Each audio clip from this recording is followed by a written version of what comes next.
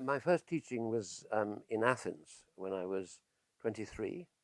I'd just come through the shock of getting the worst possible degree you could possibly get from Oxford.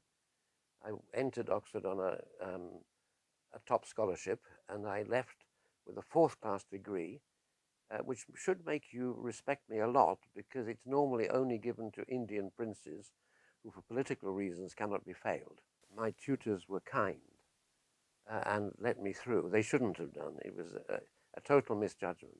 I took Chinese halfway through, escaping from Spanish and French, and I didn't work, and I fell in love, which was, I suppose, a reasonable thing to do, because I'm still with the person. But I was in a state of shock when I went to Greece. And I had two different classes. One was in a poshish area. All these students were university students. I remember their names because that was a lovely class. I really, really happy. Tassos was in a sense the leader and was my kind of moral support in the group. Athena and there was another girl who were unbelievably beautiful, in my eyes at that time, certainly. And that was pure pleasure. And I was able to teach for one of the exams, to teach a literary text.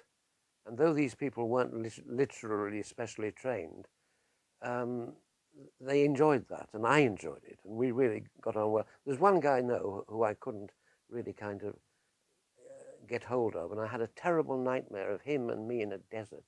He was up a tree, and I had to come walk under the tree, and he then, in a very leisurely way, pissed on my head.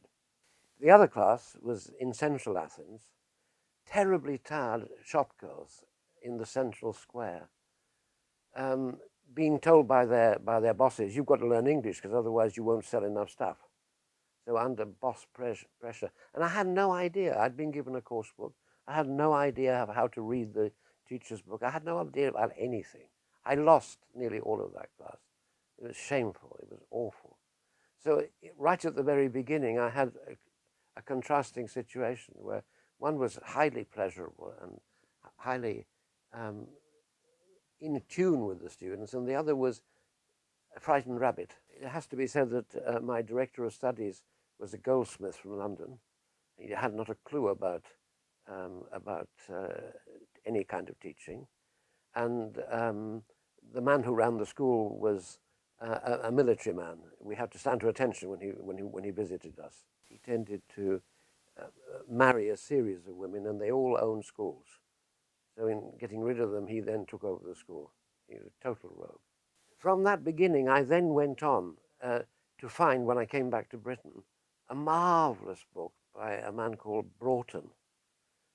It had a teacher's book I could understand. It taught me about teaching chronology. The two people in that, in those classes, the people in those classes were carried away by my enthusiasm. I think, help people to get enthusiastic about things I'm enthusiastic about. And it became a marvelous romp through this course book, totally guided by the enthusiasm that the teacher's book gave me. And then I had a summer course in Cambridge. These people were very polite, very acknowledged my effort, and we rushed through as much as we could of the second book, the blue book of this course book.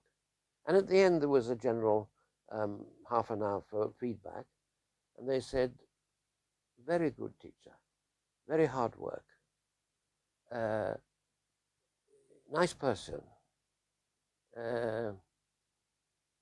Book, well, same possible Tokyo. And I had been sitting in the center of one of the most beautiful towns in Cambridge, in Britain, and never did anything to do with the outside or to do with helping these girls to understand some of the absurdities that they met in their host families, where the English people just went on being English, which is understandable but very confusing. There could have been a massive amount of really interesting work we could have done on that course. And we didn't, because I was mesmerized by the coursebook. And that made me realize that what I was doing there was a cul-de-sac. It was a dead end. And it was at that point that I turned viciously on the coursebook as an idea. The idea that you have to have a book which tells you what to say is a bit bananas, because one of the things people are good at is talking. And I think that gives you, I don't want this to be too long.